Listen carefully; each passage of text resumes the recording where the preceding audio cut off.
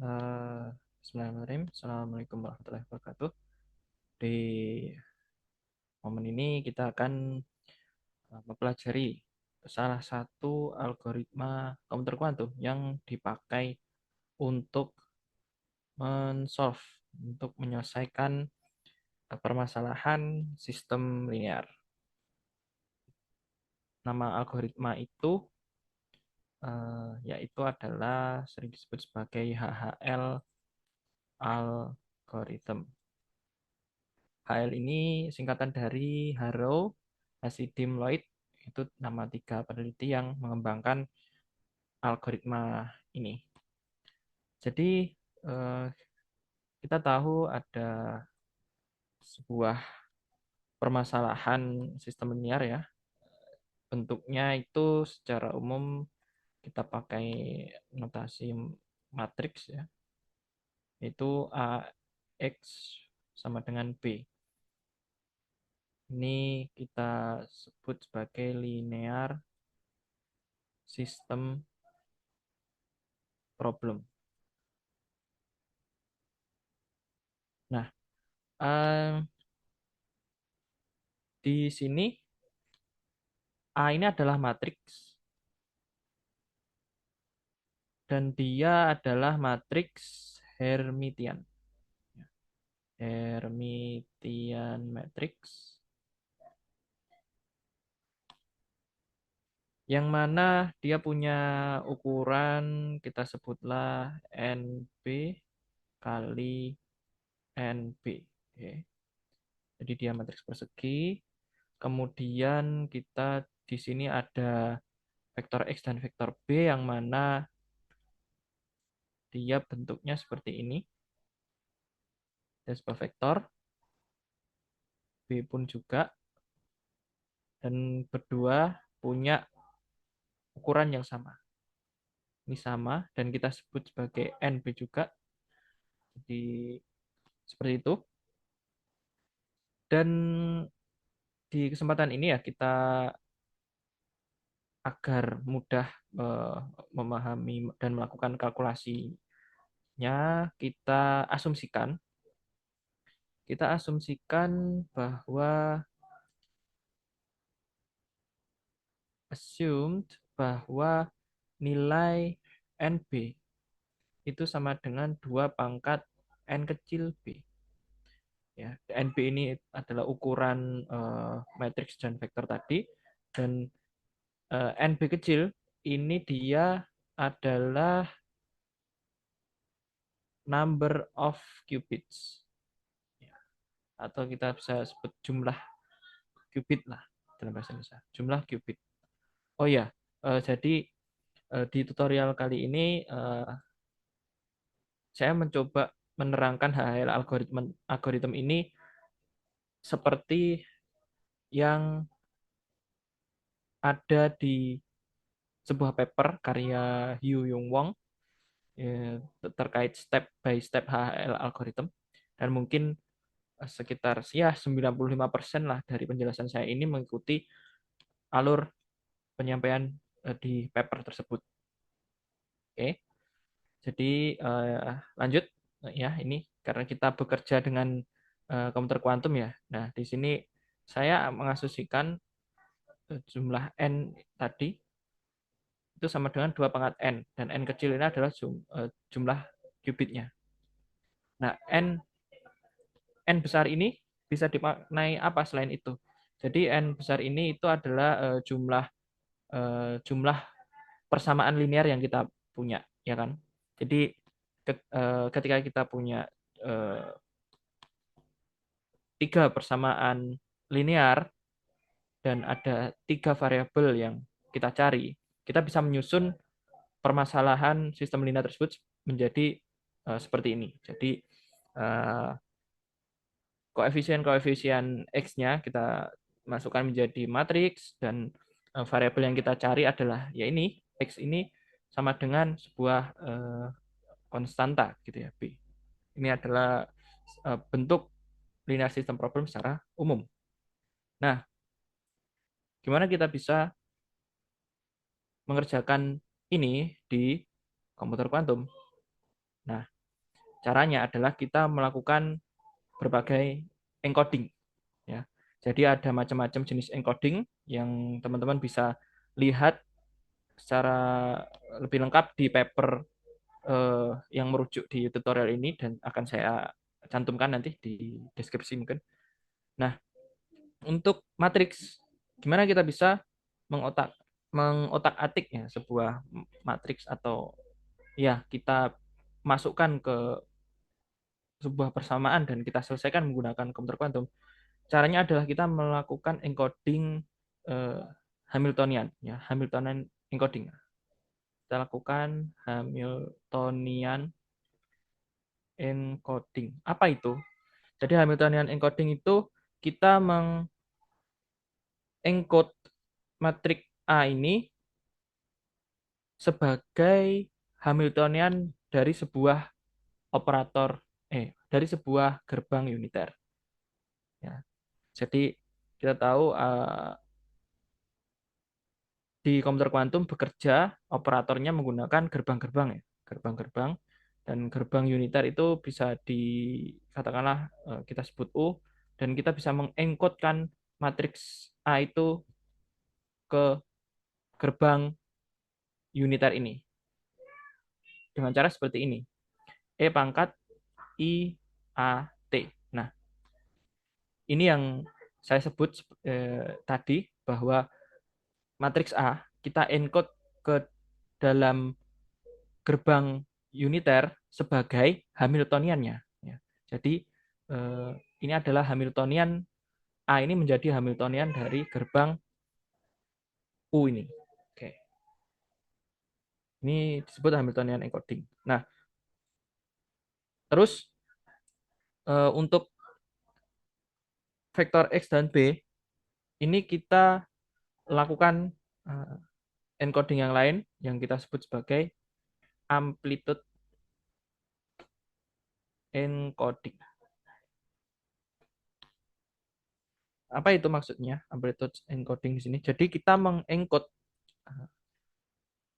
informasi di vektor B dan vektor X ini menjadi sebuah amplitude ya, menjadi sebuah amplitudo amplitudo dari basis stage-nya qubit qubit di komputer kuantum gitu. Jadi kita tadi punya NB qubit ya.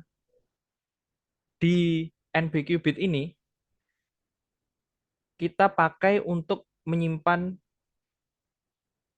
informasi vektor B dan X dengan cara eh, basis state dari NB qubit ini itu adalah komponen-komponen B dan X begitu. Itu kita sebut sebagai amplitude encoding. Nah, oke. Lalu gimana skema algoritma HL ini secara lebih luas akan kita bisa pahami ketika melihat diagram ini. Sebentar.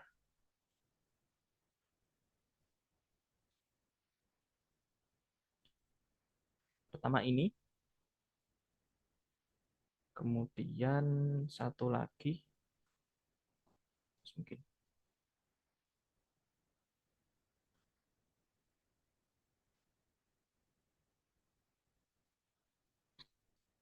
Nah ini. Jadi cukup panjang ya. Jadi gambar ini dibagi menjadi dua bagian ya. Jadi alurnya membacanya seperti ini. Kita baca dari sini ke sini, terus nyambung ke sini. Oke, oke. Kita lihat di sini ada tiga kabel ya, tiga kabel besar gitu ya, salah. Dan pak yang paling atas itu dia yang menjadi qubit ancilla kita sebutnya. Kita sebut sebagai qubit ancilla ya. Kemudian di kabel kedua di bawah ini, dia sebenarnya terdiri dari N kabel. Ya. Itu kita sebut sebagai C register. Ya, register C. Kemudian yang paling bawah ini kabel yang kita sebut sebagai eh, register B atau B register, dan jumlahnya ini ada NB. Ya. Jadi di sini ada 1 qubit, di sini ada N qubit, di sini ada NB qubit. Tuh. Nah, eh, lalu fungsinya tiap-tiap kelompok ya, atau tiap-tiap register ini apa? Jadi untuk B register ini nanti, B register yang paling bawah ini, itu kita gunakan untuk eh, ya kita menginputkan vektor B tadi.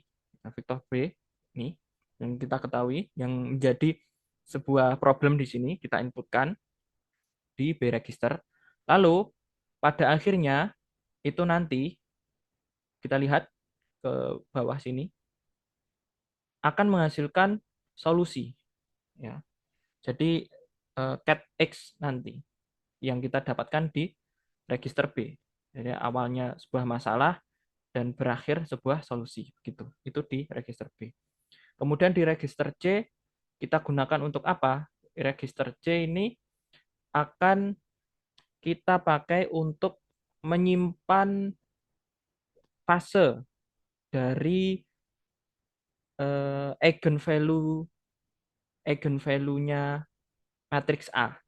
Nah, jadi eh, di sini matriks A itu kita akan olah tidak secara mentah matriks A, tapi matriks A itu akan diwakilkan nilai-nilainya menggunakan eigenvektor dan eigenvalue-nya.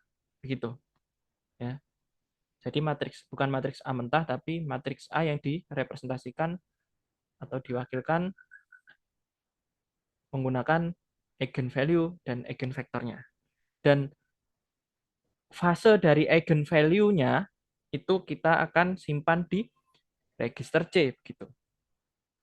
Dan ini akan menjadi dinamika di algoritma ini yang akan mensolve permasalahan linear system kita. Oke. Dan yang paling atas sendiri itu Ancilla qubit. Untuk apa? Dia ini nanti perannya ada di akhir ya di sini. Dia fungsinya adalah untuk katakanlah memverifikasi, ya, memfilter dari langkah-langkah sebelumnya ini. Jadi ketika di sini itu akan muncul banyak solusi, akan menghasilkan banyak solusi dan tidak semua solusi itu valid. Makanya di sini ada perlu verifikasi dari Ancilla qubit. Dan hasilnya adalah ketika sudah disaring oleh Ancilla qubit di sini, nanti ini adalah solusi-solusi yang sudah memang valid gitu. Di sini sudah solusi yang valid gitu. Dan diteruskan ke sini. Ini adalah pengolahan selanjutnya. Oke, begitu untuk peran-peran kabel, dan secara singkat akan saya jelaskan juga di HHL algorithm ini ada eh, 5 komponen utama. Five main components. Komponen pertama itu kita sebut state preparation. Komponen kedua kita sebut QPE atau quantum phase estimation. Komponen ketiga adalah ancilla bit rotation. Ya, ketika saya bilang bit ini ya yang saya maksudkan adalah qubit ya. Oke. Nomor 4 adalah IQPE. Jadi di sini ada I-nya yaitu inverse QPE. Gitu.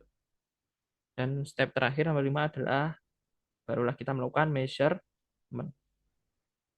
Oke. Di state preparation nomor 1 ini itu kita lakukan ke register B. Yang mana di state preparation yang artinya adalah preparasi keadaan. Di sini fungsinya kita mengkondisikan register B itu menjadi vektor B tadi, vektor B yang kita miliki. Jadi vektor B ini nanti kita masukkan ke sirkuit kuantum kita dan proses itu adalah disebut state preparation. Oke, Oke, setelah eh, ya ini awalnya 000 semua kan. Setelah kita masukkan state preparation nanti eh, dia akan berubah nilainya mewakili vektor B di psi satu ini. Nah, masuklah kita ke tahap kedua yaitu QPE atau quantum phase estimation dan secara kasarnya fungsi dari quantum phase estimation adalah untuk mengekstrak ya, untuk mengekstrak eigenvalue dari matriks. Ini matriks A itu kita ekstrak eigenvalue-nya ke dalam kita masukkan ke register C gitu. Yang mana nanti seperti yang saya jelaskan sebelumnya di register C ini fase-fasenya, fase dari eigenvalue-nya akan kita simpan dan kita olah begitu. Ya, kasarnya begitu. Nah, setelah itu masuklah ke ancilla bit rotation. Di sini eh, kita baru menyaring mana solusi yang valid dan mana yang tidak. Oke, setelah keluar dari ancilla bit rotation ini, ya, yang mana itu tahap nomor 3, keluar sudah berupa solusi. Namun, kita belum bisa melakukan measurement di situ. Karena yang terjadi ternyata setelah keluar dari tahap ini 1, 2, 3 itu register B dan register C itu masih terentangled atau terbelit. Kita belum bisa melakukan measurement ya karena keadaan di B itu tergantung di C. Nah, kita tidak mau seperti itu. Kita maunya ya B ya B, C ya C begitu. Karena kita mau melakukan measurement untuk state di B gitu, B register. Oke. Maka karena itulah kita lakukan IQBE atau Inverse Quantum Phase Estimation itu. Ya, kita bisa sebut juga ini sebagai uncomputation karena di tahap ini itu fungsinya adalah untuk melepas entanglement itu tadi. Ya, kita tidak ingin B dan C register itu terbelit. Makanya kita lepas menggunakan IQPU di sini. Kita lakukan IQPU itu sama seperti QPU, tinggal urutannya yang dibalik. Ya, yang ini Hamiltonian dulu, terus control qubit, baru IQFT. Tapi di sini dibalik QFT dulu, kemudian control rotation, barulah dikasih Hamiltonian. Oke, setelah keluar dari situ, kita akan dapatkan hasil ancilla qubit. Pastilah, oh ya, saya lupa menyampaikan ini. Jadi ini gimana ancilla qubit nanti menyaring solusi yang benar. Jadi kalau ketika sudah melewati sini ancilla bit rotation, di sini sebenarnya kita melakukan measurement ini, ya, measurement ancilla bitnya. Ketika hasilnya adalah 0, state-nya adalah 0, kita ulangi lagi proses ini semua. Kita ulangi proses ini semua, dikasih Hamiltonian, diputar-putar di sini, di IQFT kan, diputar-putar lagi di sini, kita ukur apakah apakah 0, kalau 0 ulang lagi gitu. Nah, dia akan lanjut ketika state-nya adalah 1. Oke. Ketika state dari ancilla bit adalah 1, maka lanjut ke IQPE karena ya sudah valid itu solusi-solusinya. Maka ketika di akhir tahap eh, apa itu HL algorithm, ancilla bit itu bernilai 1. Itu tandanya eh, algoritma kita sudah berjalan dengan benar. Dan untuk register C itu nilainya akan kembali menjadi seperti awal yaitu 0. Dan untuk register B nilainya bukan lagi B tapi sekarang menjadi X gitu. Yaitu solusi yang kita cari. Oke, gitu. Nah, oke. Kita lanjut ke ke penjelasan berikut ini.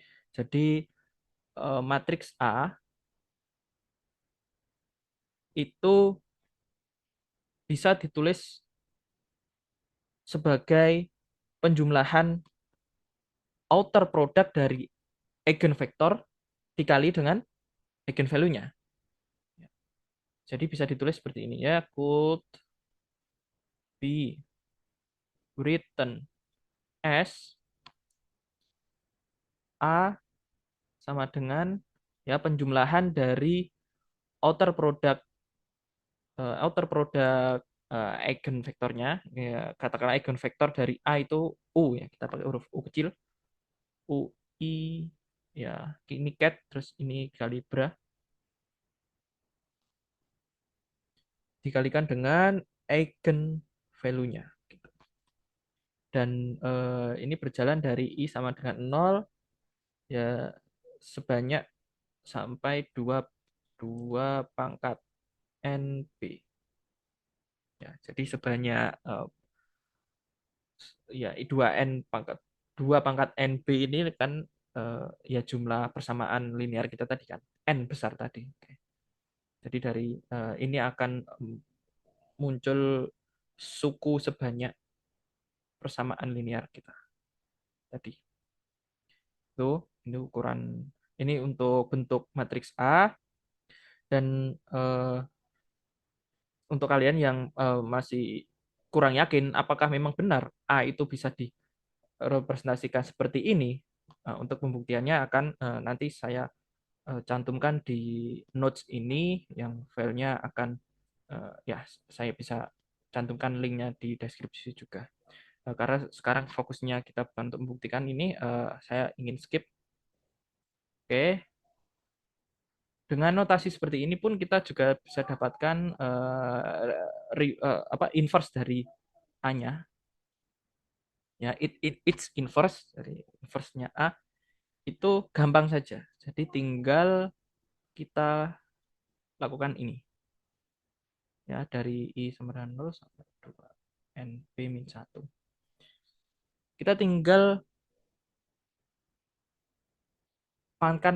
pangkatkan satu, pangkatkan min 1 eigen value-nya dan sisanya sama gitu ya. Gampang sekali untuk mendapatkan inverse dari A dan ya sekali lagi kita tidak fokus membuktikan apakah ini benar atau tidak. Untuk kalian yang masih penasaran akan saya cantumkan proof-nya atau pembuktiannya di catatan ini dan kalian bisa unduh, mungkin bisa akses di link yang akan saya cantumkan nanti. Oke. Oke. A kita bisa tulis seperti ini dan pula B, vektor B juga bisa kita tulis, eh, kita ekspresikan eh, dalam penjumlahan eigenvektornya A gitu. Jadi B could be expressed in UJ. Oke. Ya, U kan tadi eigenvektornya A. Ya, jadi eigenvektornya A bisa kita pakai untuk mengekspresikan vektor B gitu. Gimana caranya? Itu adalah dengan seperti ini. B sama dengan ya sigma, kita pakai indeks J di sini, J sama dengan 0, 2 pangkat N B min 1. Begitu. BJ dikali U ket UJ ya. Jadi ini eigenvektor dari matriks A kita bisa pakai untuk merepresentasikan vektor B dengan mengalihkan ini BJ itu ya koefisien yang nanti bisa me- memanfaatkan si eigenvektor ini untuk merepresentasikan vektor B begitulah. Jika tidak membingungkan eh, penjelasan saya. Oke. Ya ini ya oke lah, mungkin saya parafrase. Jadi ini seperti anggaplah ya kita bisa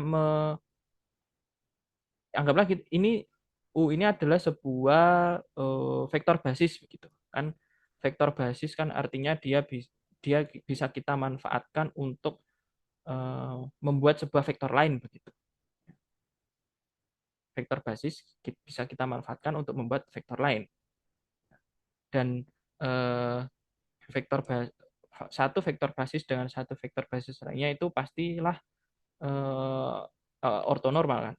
Mereka eh, perkalian dotnya itu sama dengan nol.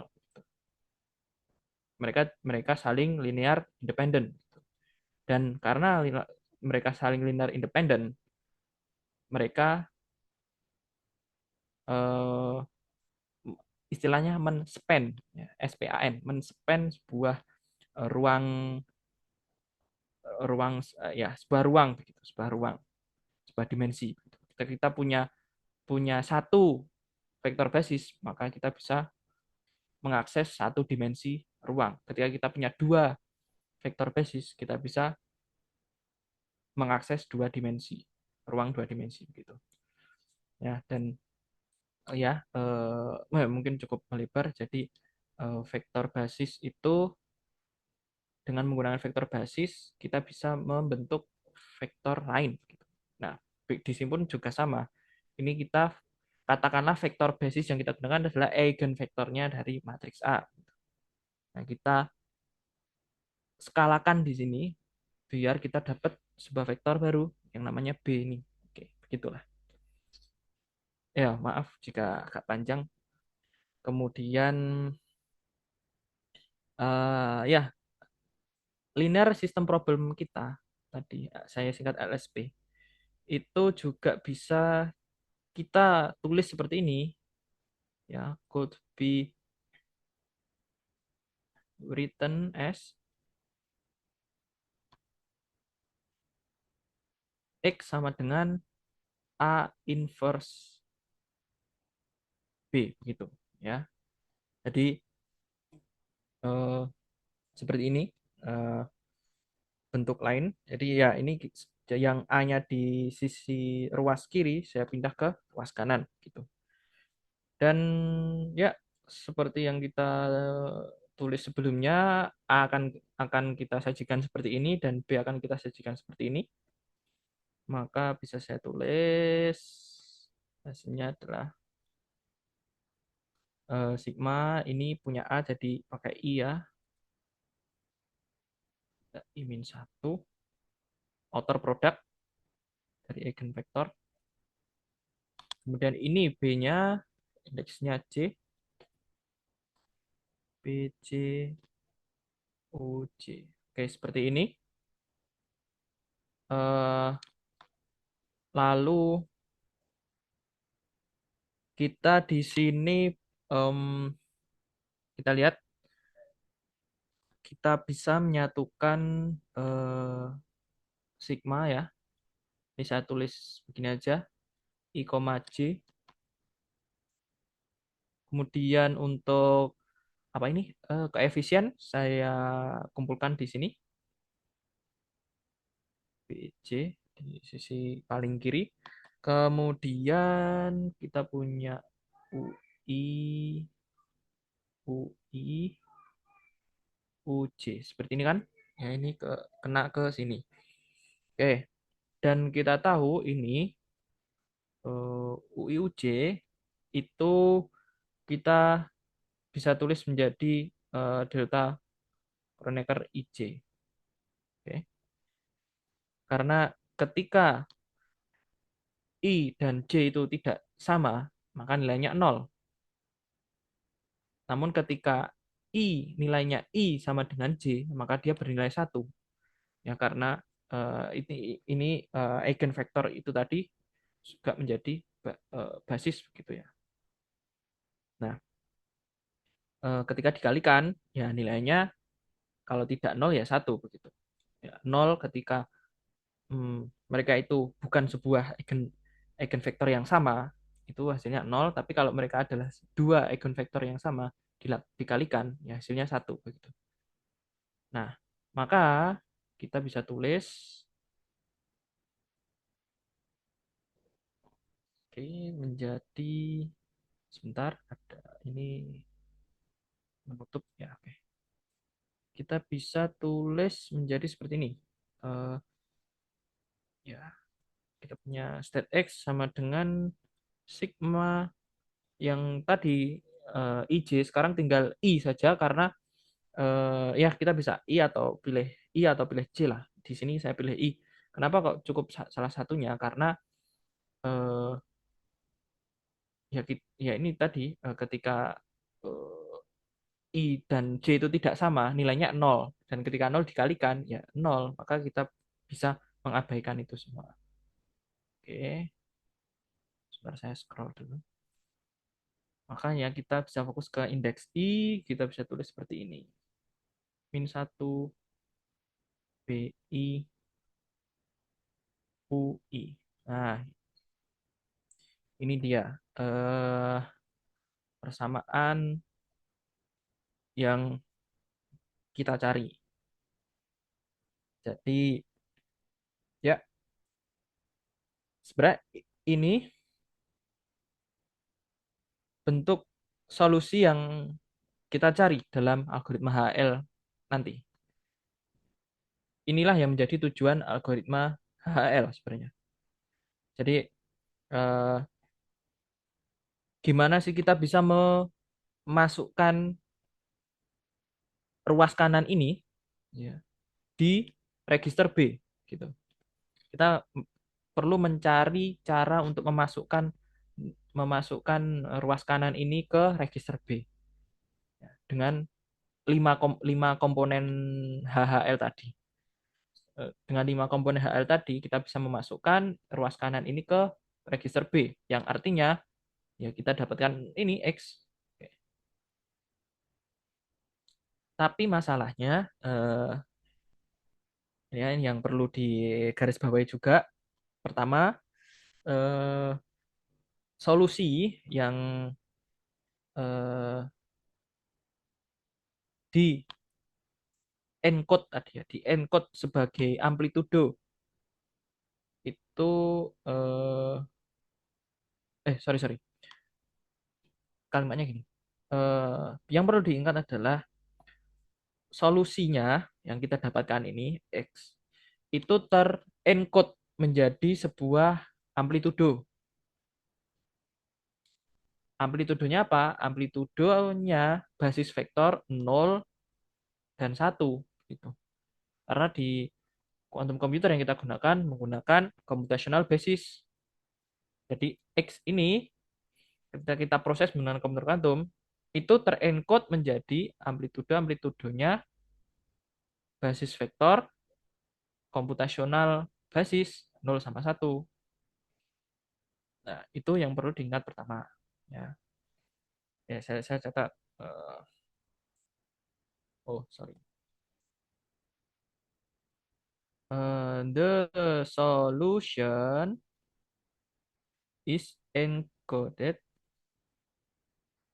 as the amplitude of basis vectors 0 atau 1. Nah, ini computational basis. Itu yang perlu diingat pertama. Kemudian yang perlu digarisbawahi juga, yang kedua adalah nilai ini vektor U, ya, eigenvektor dari A tadi, dan vektor B itu perlu ternormalisasi, ternormalisasi ya. U ini maupun B ini itu perlu ternormalisasi karena ya kita bekerja menggunakan prinsip mekanika kuantum yang mengharuskan state-state itu ternormalisasi. Artinya ya kita perlu UC N B eh, normalize. Artinya apa? Secara matematis itu seperti ini. Kita dapatkan sigma J mutlak BJ kuadrat itu sama dengan satu. Itu ini ternormalisasi artinya.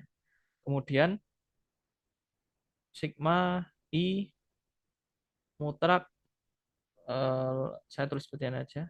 BI per lambda I kan. Ya, sama dengan ini saya tulis per seperti ini kan sama kayak pangkat min satu. Ini pangkat min satu sama dengan ya kayak per gitu. Oke. Dimutlakkan ini hasilnya satu. Oh, oke. Maksud saya ini dikuadratkan. Oke. Ya, itu yang ingin saya sampaikan. Oke, sebelum masuk ke step-stepnya tadi. Jika sudah jelas, maka oke, kita lanjutkan ke tahap pertama, yaitu state preparation.